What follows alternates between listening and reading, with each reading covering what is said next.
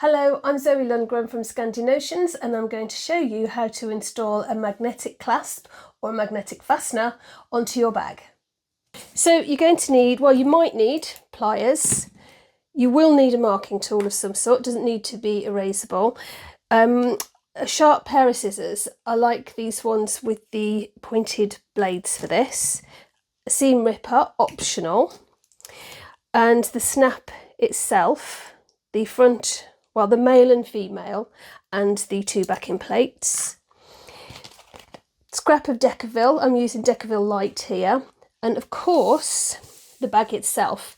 Now I am using a little mock-up here of a flap and the main piece. Now that could be a pocket, could be a bag, and when as we finish this, I will finish off the pieces with the lining so you'll see how they look on your bag. So I've interfaced this lining with G700 Glycerine, or that would be Shape Flex, pull-on Shape Flex, and then for the fleece fusible fleece on my exterior I've used pull-on Thermolam. So I like to install my female part, the part with the dip in the centre, on the actual main piece, and then I like to insert the male part, it's the part with the piece that extends in the middle. I like to install that on my flap where you can't see it, so that is going to go into the lining piece and the female piece will go into the main body of the bag or pocket. So we can deal with the female first. I've already made my mark, but if you've got anything, a pattern, please transfer the marking across now, and then take one of the backing plates and centre your marking in the centre hole of the back plate. Take your marking tool, make a little mark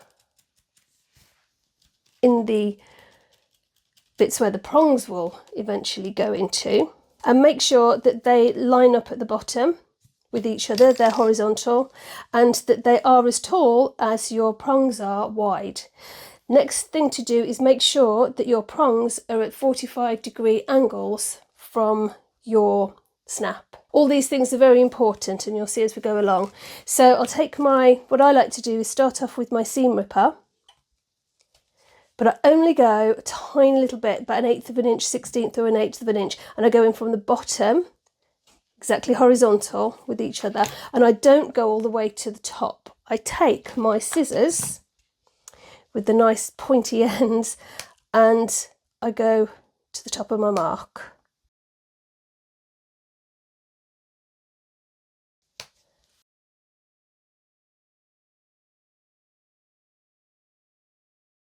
Anytime I put a hole in any fabric, I like to fix it with some fray check, stop fraying, whatever I've got on hand.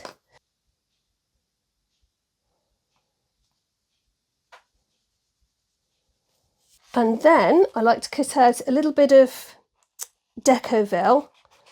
I like to have mine with rounded corners rather than just a square. I could use this back plate here to make my marks as well, and make sure that's sitting in the centre. Okay, this isn't so critically important as the hole in the quilting cotton was, so we can just make our little slits there. Then we'll take our female portion of the snap, put it through the quilting cotton and onto the back. Now before we put the Decaville on, you can see that I've cut an extra piece of the stabiliser that I've used on the external, the main fabric for the bag or pocket, and I've made another little bit there, and that is just to protect our fabric when we open the prongs, but also because we've fused it onto the fabric, it's going to help the stress spot that is created here when we're opening and closing the pocket all the time, because this forms part of the actual fabric. Right, so I'm going to put my Decaville on, and then I'm going to take my back plate and put that one on last. Then I find it better to open these prongs outwards rather than inwards, because I've found that in the past, if I've moved them inwards, I don't get such a flush finish on the front here. It always protrudes a little bit. Right, make sure that they're nice and flat so that it's not sticking out this way, it's not sticking out that way. And then the final thing that I do to protect the lining that goes here is I take a little piece of duct tape and I cover the Decovil with it. And here I'm squeezing the duct tape to the Decovil, not anything else. And then I'm going to just cut around the duct tape so that it doesn't stick to the fabric. Because if it sticks to the fabric, another thing I've found is that it can look a bit weird from the outside of the bag, the lining piece or the exterior piece, whichever one you're attaching it to. Okay, doesn't need to look pretty. That's going to be inside between the lining and the exterior pieces. So there we are. That is the female part finished. Now we're going to repeat this for the flat pocket with the male piece.